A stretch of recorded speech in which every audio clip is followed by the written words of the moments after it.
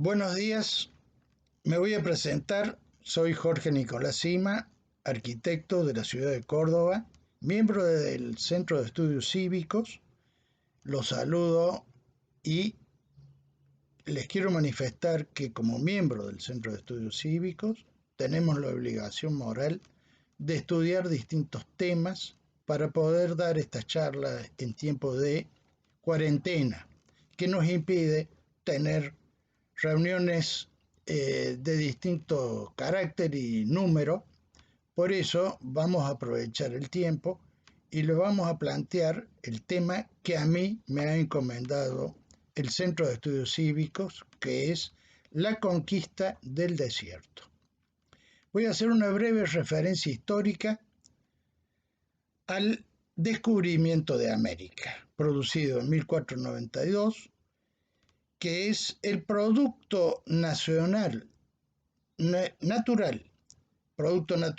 de la búsqueda del conocimiento, de investigaciones científicas, de astrónomos, de físicos, filósofos, teólogos y pensadores del mundo conocido.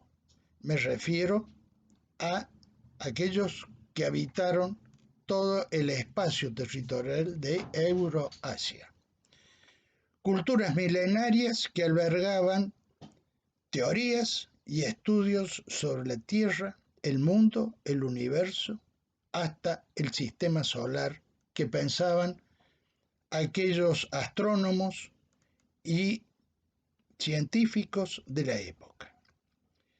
Los navegantes del Mediterráneo constituían el sistema de transporte de bienes, personas, cuando no de ejércitos en las guerras que existieron entre los pueblos que habitaban todo el Mediterráneo.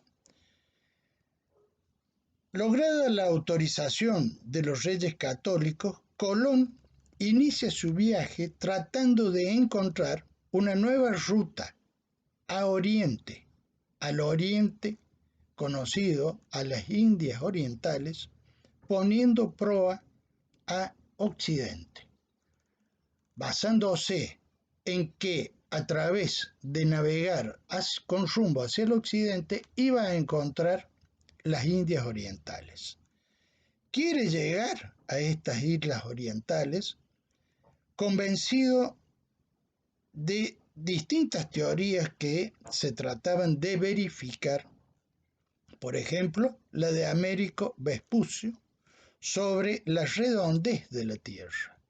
Todo un desafío intelectual y científico porque se pensaba que la Tierra era plana.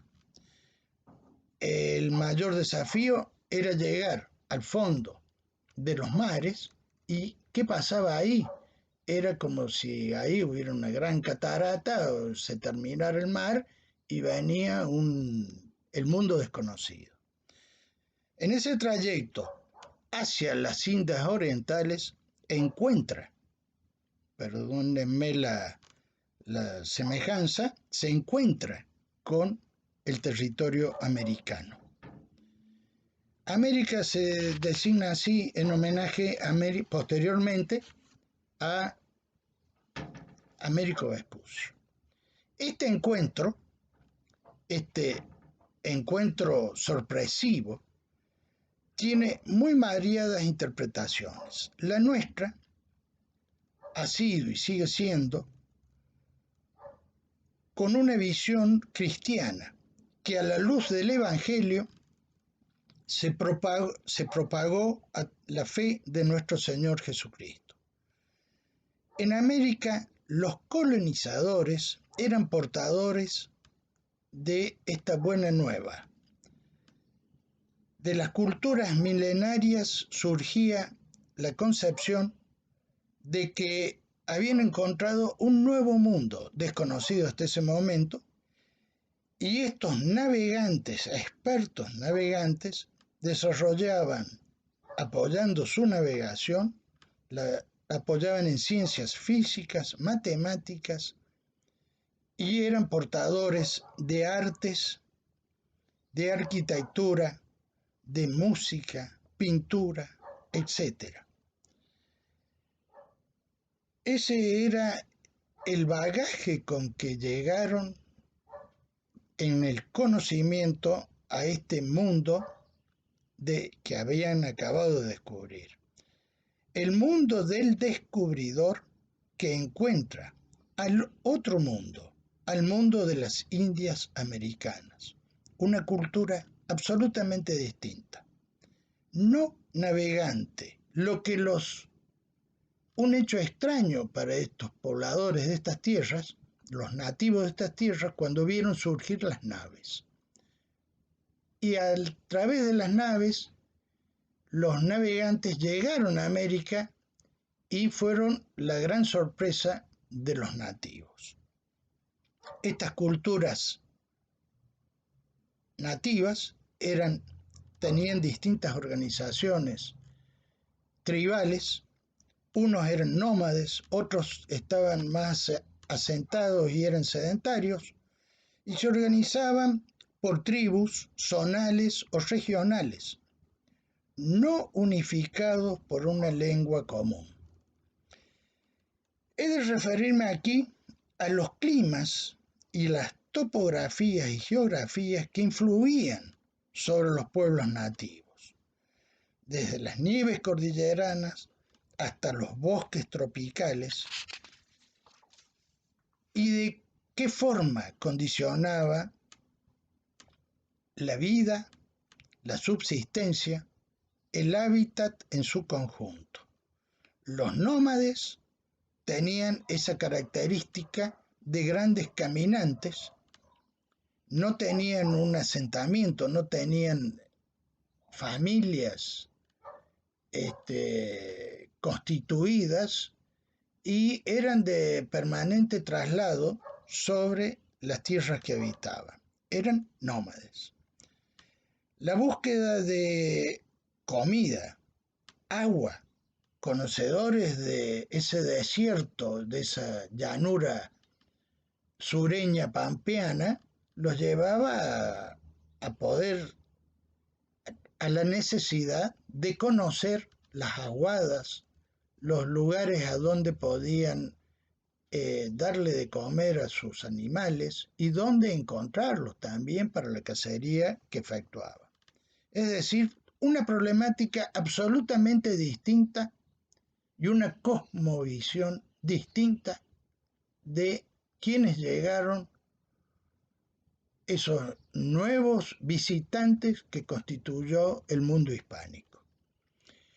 En esto puede servir como de homenaje en vísperas del 12 de octubre, podemos referir de que rendimos un homenaje como lo instituyeron dos presidentes argentinos, como fue don Hipólito Yrigoyen y Juan Domingo Perón, que festejaron la raíz histórica de nuestra nacionalidad. Festejaron el 12 de octubre con fiestas y homenajes a aquellos primeros descubridores y conquistadores, llamémosle, porque venían a conquistar y a sembrar la nueva, que traían un ordenamiento cultural, insisto, distinto al que existía en América.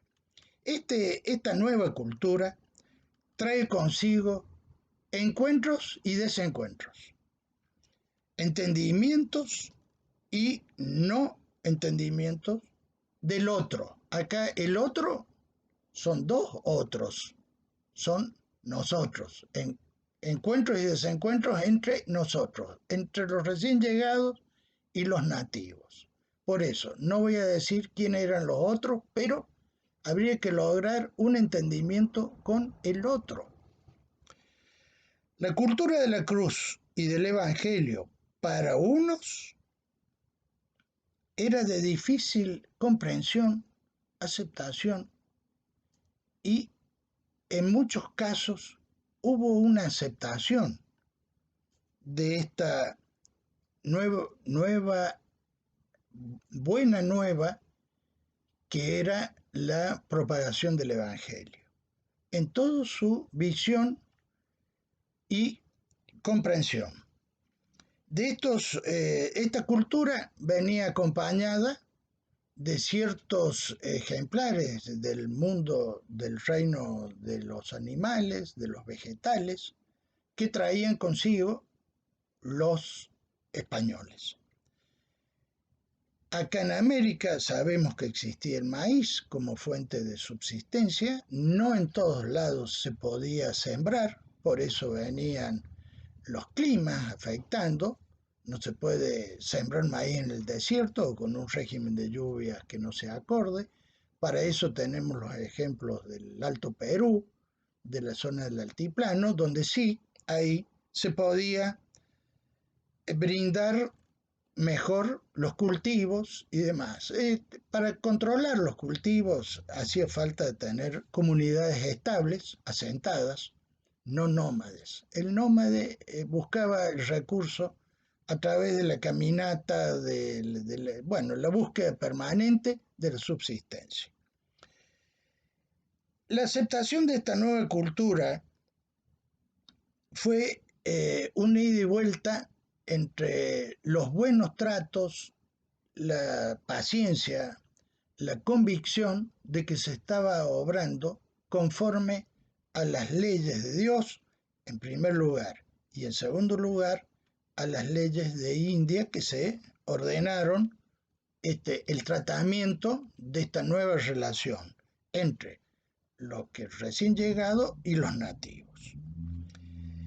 Modificaron a su vez este constante y permanente encontrarse unos con otros, modificaron los hábitos, creencias, costumbres de una forma pacífica en algunas tribus. Voy a plantear el caso de Córdoba, que con los comechingones no tuvieron ningún tipo de enfrentamientos ni agresión. Hubo a través de los tiempos una simbiosis o una aceptación de esta nueva cultura y fue aceptada y fue compartida, aprovechando los conocimientos que los comechingones tenían de los recursos naturales, la distribución del agua. Había acequias, eran pueblos más sedentarios, cultivaban la tierra y ahí cultivaban el maíz, obviamente, porque era lo que tenían. Tenían molinos de piedra con morteros, es decir, hubo una simbiosis y hubo una conexión tan íntima que llegó un proceso de mestizaje y de incorporación y el surgimiento del criollo. Enseguida, a través de los años, empezó, y los colonizadores siguieron con sus estudios y demás. Debo hacer notar que a solo 40 años de la fundación de Córdoba, en 1573, ya estaba instituido el Colegio Máximo, que fue el inicio de la Universidad Nacional de Córdoba en 1613. 40 años preocupados los colonizadores para seguir desarrollando conocimientos, primero en la teología, después en el derecho y después en todas las ciencias que fueron acompañando los procesos y la búsqueda del conocimiento. Esa búsqueda del conocimiento no se detuvo no se detuvo ni se detendrá a través y nos acompaña a través de nuestros tiempos actuales. Ahora voy a pasar, así como hubo otras tribus que no aceptaban esta pérdida o cambio en sus creencias, en la Pachamama, en esto, en lo otro, es decir, no resignaban sus usos y sus costumbres y veían peligrar sus hábitos y costumbres. Entonces, al precisar de que esta era una cultura que aparecía como con nuevos elementos, con la incorporación del vacuno y sus subproductos, la leche, los quesos y demás, nuevos hábitos alimentarios, el cultivo de las vides y de las granjas, le cambiaban y le hacían ruido, además, en sus conciencias y en el abandono de su cosmovisión para adaptarse a esta nueva visión. Era una situación que muchos indios nativos de estas tierras no aceptaron mansamente y plantearon la lucha, sobre todo a aquellos pueblos nómades del sur pampeano y patagónico. No aceptaban y vivieron fuera de ese sistema ordenador que le imponía el mundo hispánico, donde la producción de alimentos del pueblo se hacía en forma ordenada y planificada. Un solo ejemplo, las estancias jesuíticas fueron para alimentar al noviciado del colegio máximo, donde había distintas actividades. Había plantaciones, había crianza de mulas, cruza de yeguarizo con burros, es decir, un sistema de producción y sostenimiento que ordenaba un nuevo elemento que era el trabajo. De ahí cumpliendo ese mandato bíblico de ganarás el pan con el sudor de tu frente. No solamente, y eso se contraponía al principio y la cosmovisión que tenían los nativos, algunos nativos, a los que esta nueva forma de vida se les planteaba como remisa y que establecía un conflicto con sus antiguas creencias. Esto generó luchas por no aceptar contra el nuevo orden que muchos aceptaban, por ejemplo, las misiones jesuíticas de la provincia de Misiones, donde ahí se ordenó pacíficamente un nuevo hábitat, que fue muy aceptado por los aborígenes de esas zonas y compartidas bajo la nueva fe que se imponía, las nuevas creencias, y que fue fácilmente aceptada y tomada por largos años por los aborígenes. El accionar de los malones fue la respuesta del sur y del norte de la provincia de Córdoba. El sur de la provincia de Santa Fe, el sur de la provincia de La Rioja, Mendoza, San Luis. Por eso se establecieron las áreas de frontera y las líneas de frontera, donde debían preservar, mediante fortines, establecimientos de postas de relevo de caballos en las rutas que unían el sur de la provincia de Buenos Aires, y no tan al sur, de Buenos Aires al sur ya había estancieros donde desarrollaban sus establecimientos agropecuarios y que veían las permanentes incursiones de malones donde hacían arreos de ganado traído por los españoles y desarrollados estos estas haciendas desarrolladas por colonizadores y demás, y muchos nativos que aceptaron estas cosas, que colaboraban en las nuevas explotaciones, en nuevas formas de alimentar el ganado y demás, eran producto de robos, saqueos, donde no solamente se llevaban animales, hacían rodeos de 40.000 cabezas de ganado y mataban gente, incendiaban haciendas y secuestraban mujeres y niños. Exterminaban a los varones que combatían contra esas incursiones salvajes y después con esos rodeos los trasladaban hacia el sur de Chile. Además de los vacunos, también robaban caballos, porque ellos acá en América no tenían caballos. Es decir, caballo que se volvía salvaje porque se escapaba de los corrales y demás, lo tomaban ellos y fueron grandes jinetes, expertos jinetes y conocedores del desierto, sabían dónde estaban establecidas las aguadas y demás.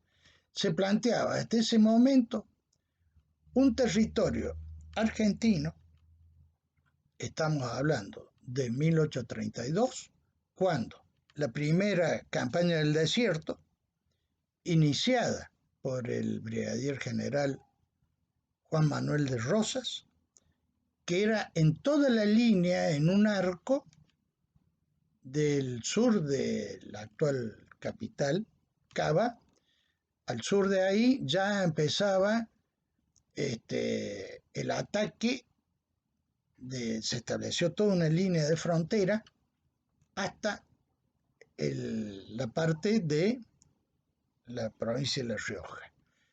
Se formaron para combatir estos malones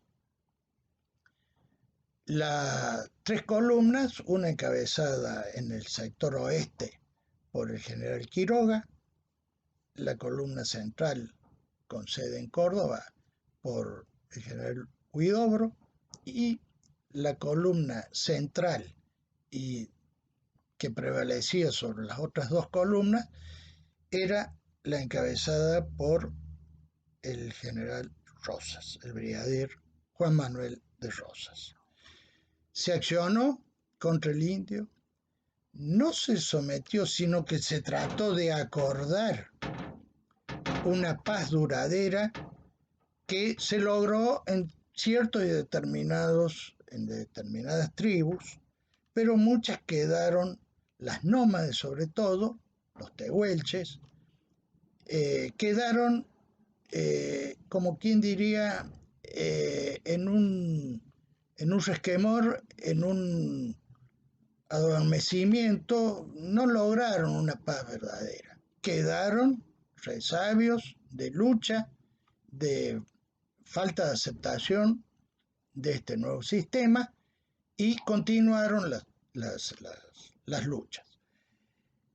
Así pasó el tiempo, vinieron las guerras interiores, vinieron los atisbos e intentos de constituirnos en una constitución nacional que nos abarcara todas las provincias existentes, y producido Caseros viene la primera constitución nacional que integraba el Estado argentino. En ese proceso, en 1870, en la década del 70, viene la excursión que hace un pariente del brigadier Rosas, Lucio B. Mansilla, el coronel Lucio B. Mansilla, incursiona sobre los indios ranqueles, tratando no de dominar, no de combatirlos, sino de hacerles comprender cuál era la nueva nación argentina, de la forma en que debíamos colaborar y respetar los derechos de todos los asentamientos y todo el pueblo de la nación argentina. Muchos aceptaron, otros tampoco siguieron resistiendo. De eso, ese motivo fue el desencadenamiento de la segunda campaña del desierto comandada por Julio Argentino Roca. Aquí quiero hacer notar que un general de la nación argentina tenía por segundo nombre Argentino, todo un simbolismo. No muchas personas en el país hoy llevan por nombre Argentina o argentino. Julio Argentino Roca fue el que llevó y trató de integrar, no de matar, de extinguir, de exterminar el nativo, como muchas veces se sabe insistir en que no, que eran exterminadores, que eran bárbaros, que quién era bárbaro, quién no era bárbaro. Acá había una constitución nacional y Julio Argentino Roca trata de llevar los preámbulos de la constitución, afianzar la paz interior, garantizar la justicia, garantizar la posibilidad de habitar el suelo argentino en forma bien intencionada, en paz y sometiéndose a las leyes que todos debemos aceptar. Hasta el día de hoy, los efectos de esa pacificación y de la segunda campaña del desierto nos llevan ya en pleno siglo XX a consolidar la Constitución Nacional, afianzar las leyes y sobre todo el preámbulo de esa Constitución Nacional tan elocuentemente puesta de manifiesto en su campaña electoral por el expresidente o presidente del año 1983, Raúl Alfonsín, cuando en su cierre de campaña recitó el preámbulo de la Constitución Nacional, convocando a la armonía de todos los argentinos. Es lamentable y en esto quiero poner un punto de insistencia, que a través de 150 años todavía no hayamos logrado comprender que las leyes deben ser cumplidas por todos los ciudadanos. Es increíble cómo hoy viene gente que en nombre de sus antepasados y demás ocupan tierras que no les pertenecen, que no acatan las leyes, las autoridades de la nación argentina, no acatan la justicia, en un supuesto y se escudan en que ellos fueron los titulares, los dueños de estas tierras en épocas prehispánicas. Pero es inaceptable que a través de toda la sangre derramada por nuestros próceres, nuestros luchadores, por aceptar y hacernos comprender que debemos someternos a la ley, se ponen a justipreciar sus propios actos propios. Es decir, toman la tierra sin ningún fundamento, sin ningún título que les otorgue esas tierras, remitiéndose a antepasados, supuestos antepasados, que ni siquiera pueden demostrar. Toman la ley por cuenta propia y invaden terrenos que no les pertenecen y demás. Eso es como una epidemia que va dándose en provincia de Buenos Aires con la toma de Guernica, se da en Bariloche, se toman parques nacionales, terrenos que pertenecen a parques nacionales que son para el uso y disfrute de todos los argentinos y de quienes nos visitan, pero ordenadamente. Quienes hemos visitado distintos parques nacionales, vemos y aceptamos de que no se puede llevar una piedra, no se puede llevar un recuerdo, un pedazo de cartel o destornillar una señal para llevársela de recuerdo gratuitamente. Es decir, todas esas cosas están ordenadas y tienen penalidades. ¿Por qué acá no le vamos a hacer caso en un proceso que yo veo como que las leyes se deshilachan, se amoldan a nuestros intereses, se van amoldando, se van diciendo, no, me gusta, no me gusta, caprichosamente. Distinto sería que nosotros nos sometiéramos a la ley nos uniera en propender un destino mejor del cual participamos todos y no seamos instrumentos de la ambición de nadie. Es decir, yo los convoco a que establezcamos en estos tiempos una meditación sobre los temas que nos ocupan y que sinceramente hagamos un aporte diciendo, no, mira, yo soy de no aceptar las leyes, tengo posiciones que atentan contra todo poder establecido y demás, es el caso de los anarquistas. Pero la gran mayoría del pueblo argentino quiere someterse a las leyes, tiene un destino común, para lo cual hay que afianzar nuestras convicciones de que no somos un Estado en disgregación. Al contrario, tenemos todas las posibilidades y todos los antecedentes que nos brindaron nuestros próceres, nuestros ancestros, en luchar por un mundo mejor, en común y con justicia, que no son sometidas por un arbitrario, caprichoso planteos de minorías que no se quieren integrar, que no quieren aceptar ningún tipo de planificación y demás. Lo que sí pretenden es tomar lo que no es de ellos, que nos trae a las tomas del ganado que hacían en el siglo XIX, vivir del producido del otro, no cumplir con comer, ganarás el pan con el sudor de tu frente.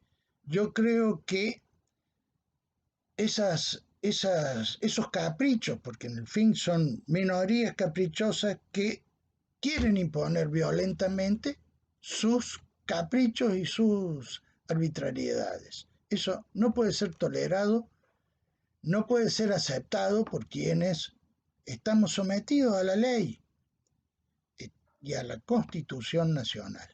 Nuestro país no puede aceptar estos planteos fuera de la ley. Deben ser reprimidos conforme al Código Penal, como se reprime todo delito que se cometa en contra de una comunidad organizada.